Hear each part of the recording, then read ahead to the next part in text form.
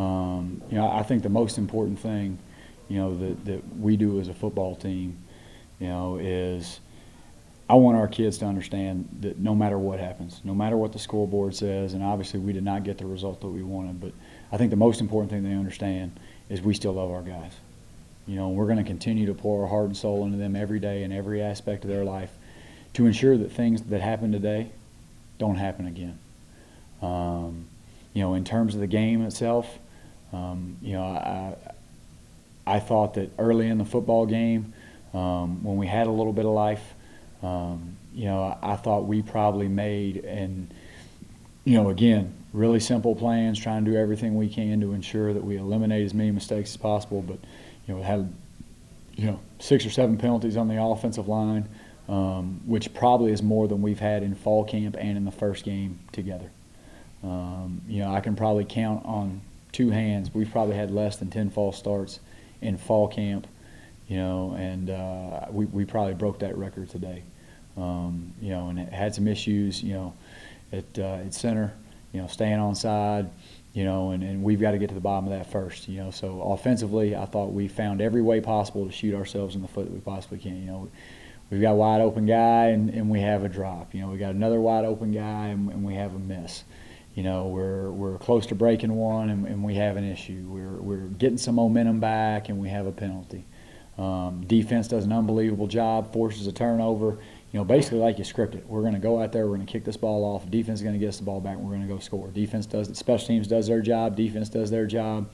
And on 2nd and 1, when we're running the ball pretty well, we have a young man, have a really, poor decision, which is a 15-yard penalty, which put us into a 3rd and long, and then we turn the ball over. So I thought defensively, again, we've got to continue to improve, and defensively, I think the biggest thing is we're in we are heading into week 3, and we've got a lot of young players that are out there playing, and we've got to make sure that they understand that they're not young players anymore.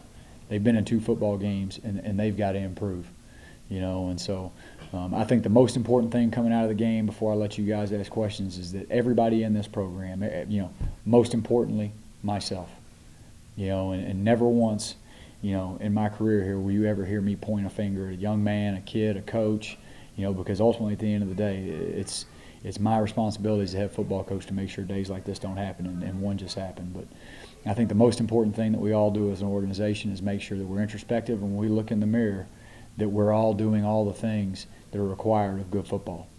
And that's how we live, how we eat, how we go to school, how we practice, how we teach, how we learn, just to the detail. And I feel like if we can improve there, that good football will take care of itself. So we've obviously got a long way to go, but even in probably one of the most miserable times that I've ever had in my entire life, standing outside of a patch of white lines, okay, there's still zero doubt in my brain that this thing is not going to be good. And I'm still confident in our plan. I'm still confident in our entire staff, and more importantly, I'm confident in our young people. And we're going to find a way. We're going to find a way, or we're going to make a way. And so I appreciate you guys listening to me ramble there for a little bit. But first question. In terms of going to Brito thereafter, Randall throws the interception. Was that a message? What was kind of the rationale behind making that switch at quarterback? No message. No message at all. We had some decision-making issues. We had some misses. We had some forces. We were pressing. We threw the ball into coverage a couple times. And, I just felt like that, we wanted to give him a chance to play and see what happened. By no means does that mean that Randall's out forever, or that Brito has, somehow been, anointed as the starting quarterback. But just trying to bring life to the team and give Andrew a chance. And did you think he did in his release duty? We'll see. He moved the ball up and down the field a couple times, had a couple nice drives, threw a nice ball there at the end. But we've got to ensure, no matter who the quarterback is, that we're performing at a high level around them. And I think when we come back and we look at this tape, number one, I don't think anybody will be perfect. Number two, I think they're across all position groups, across coaches, across everybody in the organization, that we got to ensure that we're doing everything we can as coaches and the other 10 guys out there on the football field, that we're putting those quarterbacks in a position to have success. I think Burrito kind of got flushed out of the pocket several times in the third and fourth quarter. How do you sort of diagnose the issues with the offensive line? Yeah, I mean, you know, we've got to improve, you know, and I think that's, you know, two or three things. I think number one, we've got to physically take the details and the techniques and the fundamentals that we take from practice, and we've got to be able to take those to a game. Number two, I think as a coaching staff, we've got to ensure that we're not putting those guys in bad positions.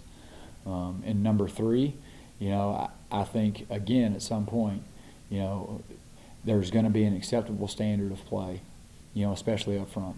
You know, and no matter the level of football, the NFL, college football, junior pro football, you're only going to go as far as your big people will allow you to go. And so I think there's still some standard setting in terms of acceptable standards and behaviors, and I don't mean that in a way that we've got kids doing crazy things. Just we've got to make sure that our big people are leading the way, and that they're leading from the front, and they're making this football team what they want it to be. And I feel like if we can do that, you know, things will get better. What was the overall message to the team at halftime, and were there any adjustments you made? I think that the biggest thing, in terms of overall messaging, it was just about competing. You know, and we've been talking about all week, we really talked about three things, and number one was harder, longer. Number two was the details of our jobs, because obviously the week before against Rutgers, you know, we didn't play with great detail.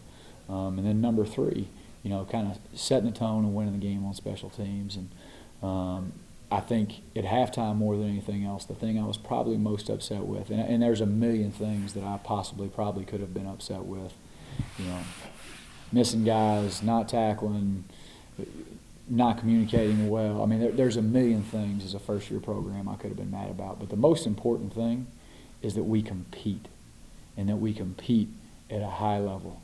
Even when things don't go your way, even no matter what the scoreboard says, is that competition. Compete, compete, compete. You know, and I thought that was the biggest thing.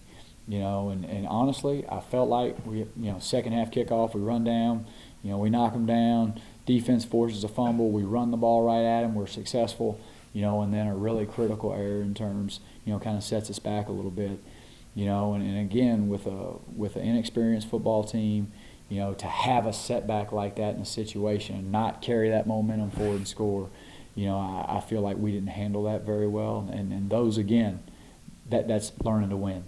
That's learning how to compete even when things don't go your way, and so, you know, we've got to improve there. You talked last Friday night about the great lesson is that we can't let one bad play become another. Yes, sir. Did it feel like they're still trying to figure that out? Because it seemed like there was the play, you guys stopped them on the 27-yard line, and then Randall throws the long bomb that's dropped. Yep. You know, that didn't come up. And it seemed like that kind of was seemed to be somewhat of a change, either in momentum. Yeah, you know, I mean, we go on the field in the first drive, we're having great success. We go for it on 4th and 2, come up a few inches short, you know, don't execute on the front side of the run very well. And we come right, you know, run right back down the field, score a touchdown. Randall does a nice job getting in the end zone. We come back, you know, we kind of had a game plan shot play. We get what we want, you know, and I just felt like in terms of a level of maturity as a team, and again, I've got to be, you know, even more introspective on myself, you know, just a little bit of that air got let out there. You know, you hit that ball, you go up 13 or 14-0, depending on, you know, we had missed the extra point. You know, maybe it's a different ball game. But again, those are things as a football program that you've got to learn. You know, your mentality, your attitude, where we are in the season, where we are in the game. You know, we can't be up and down. We can't be, you know, that's what we always talk to our kids about. You know, it's okay to play with emotion, but we can't be emotional. You know, we've got to be able to survive, you know, the ebbs and flows of a football game. You know, and in every football game that we play, there's going to be adversity. They're going to get a first down. Something bad is going to happen, and that's okay. That's life. You know, someday we're going to have a bunch of 18 to 21-year-olds that are going to be 40-year-olds, and one of those guys may lose a job someday with a family to support. And we've got to ensure that by the time our young people leave our program, that we've equipped them with the tools, not only to go survive a football game, but go survive life. You know, and I just don't feel like we're there yet as a football program, and we've got to continue to do that. Do you feel like it's been difficult for you guys to establish that offensive identity in these first 2 weeks? Yeah, and I think again, and that's being really honest, and obviously if we're going to win football games, we're going to have to win football games. We're going to have to be able to run the football at a high level. We're going to have to be consistent running the football. I think the other thing is, and this is with every first-year program and first-year offense I've ever been a part of, we're still, at the end of the day, really identifying who can and who can't for 3 hours on Saturdays in front of people when there's people watching. And so we've got to make sure as we go and we continue to identify the people that are going to make plays on a consistent level or a consistent basis, that we're making sure that we gear our plans around them, because at the end of the day, that's what we've got to do. And you're perfectly correct. We've got to identify what it is that we do well, and we've got to commit ourselves to doing that. And we've got to continue to improve as a coaching staff and as a football team to do that. Does that result in potentially changing practice a little? Because I know when I talked to Azar on Tuesday, he was talking about that with everyone getting equal reps, sometimes it's hard to figure out who's going to be ready to perform on Saturday, who isn't going to be ready to perform on Saturday. Are there things you can change to kind of figure that out? No, I think for us, the reason, especially in first-year programs, is we've got so much developing to do, and we don't just need to develop the top end of the roster. We've got to continue to make sure that we're developing all of the roster, and so for us, there's a very, there's a really detailed plan in place to ensure the development of our football team, from the weight room to the meeting room, how much extra time we spend with our freshmen and non-travel guys, and we just got to continue to develop the entire roster. And so, our routine's not going to change. Our plan is not going to change. Scheme is what it is. The culture that we're trying to create here is not going to change. Why? Because we believe in it as a staff. We believe in how we practice. We believe in how we coach our kids, how we meet our kids. We just got to improve. We just got to get better at it. How big of a momentum shift was them going down and scoring at the end of the first half right after Kevin had given you guys the lead again? Yeah, I think that was huge. And again, maybe not as much as it hurting us. I thought that was big for them. We kind of ran the football at a high level there, went and punched one in. Had an explosive play on a game plan shot there to get us down there, and kind of took the center of the ring again, and to give that back to them, right there at the end before half, that hurt. What are the next 24 hours like for you as a coach and as a coaching staff?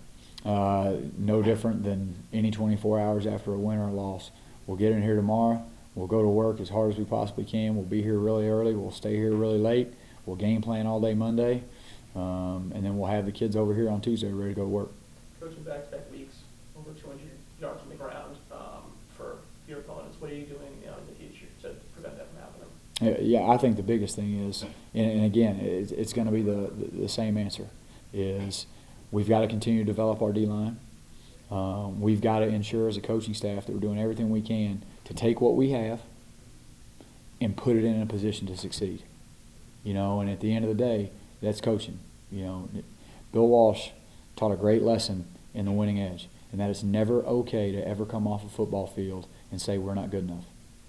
We've got to find what we have, what they can do well, and do everything that we can to put those guys in a position to be successful. And so, for us, I'll be really interested to see the tape, see what happened, and again, we've got to improve. There's no other way. There's no magic players. There's no magic plays. There's no magic defenses. We've got to find a way to improve, and we got to do it the hard way. Okay, and the good news is that's the best way. Last question, guys. You talked, I think it was Tuesday or Wednesday, about the fact that your ultimate goal on offense is to run enough plays and really kind of wear the other team down.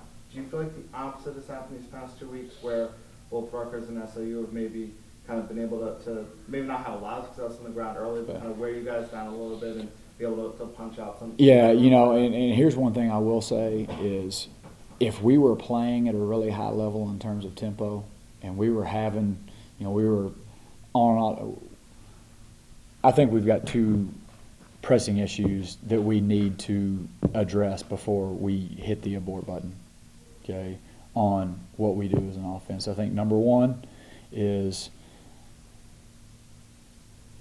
we've got to be better on third down. Okay, if we're better on third down and we can extend some drives, you know, we're going to be on the field longer. I think number two,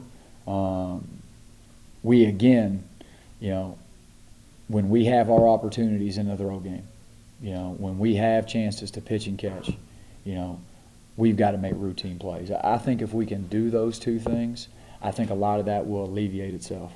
You know, and especially today into the football game we're going into, we weren't at some monstrous pace. You know, we were trying to make sure that we put our kids in a position to have a chance, get us in the right play. You know, we probably checked more today at the sideline and on the field than we probably have in a long time, trying to alleviate some of those concerns. But I think the biggest thing is just overall team improvement. Jarvis, for you guys as defense, how big of a momentum shift was that in the first half? You were able to hit Davis a little bit, or hit Kilby a little bit, and kind of respond to you guys scoring with the touchdown run right before the half? I think a score right before halftime definitely hurts. I think those are situations that you try to avoid on defense. But, I mean, at the end of the day, it happened. You got to respond to it. It's football. You're not going to play perfect. You can't play perfect. So, obviously, that's something that we didn't want to happen. But we had to step up to the plate and keep fighting, regardless of if it happened at half, it was the first play of the game or last play of the game. For you guys as a defense, how do you kind of deal with guys like Kilby and Davis who maybe aren't covered by a corner or defensive back right off the line of scrimmage? How do you sort of judge whether, okay, I have to stop the run or, you know, I have to kind of go out and pass cover? To be honest, that's on us. Our coaches do a good job of putting us in those situations at practice, to be honest with you. So it's not something that we haven't seen before, to be honest. It's just something that we have to go out there and just execute a little bit better.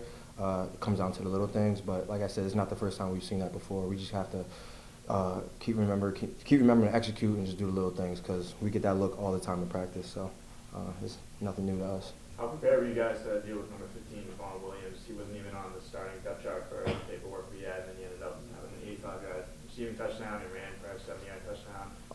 Did you expect to see the Wildcat with him and all that? Or? Most definitely. I think watching film, I knew he had a role, especially in the goal line, running quarterback and do a lot of things. So I knew he was going to play. How much of a role he was going to have, I didn't know, obviously, but he's a good player. He made plays. We knew, obviously, we have to stop him in certain situations, but he's a good player. He made plays at the end of the day. What can you say to the effectiveness of the running game as a whole and their ability to just run the ball with multiple backs?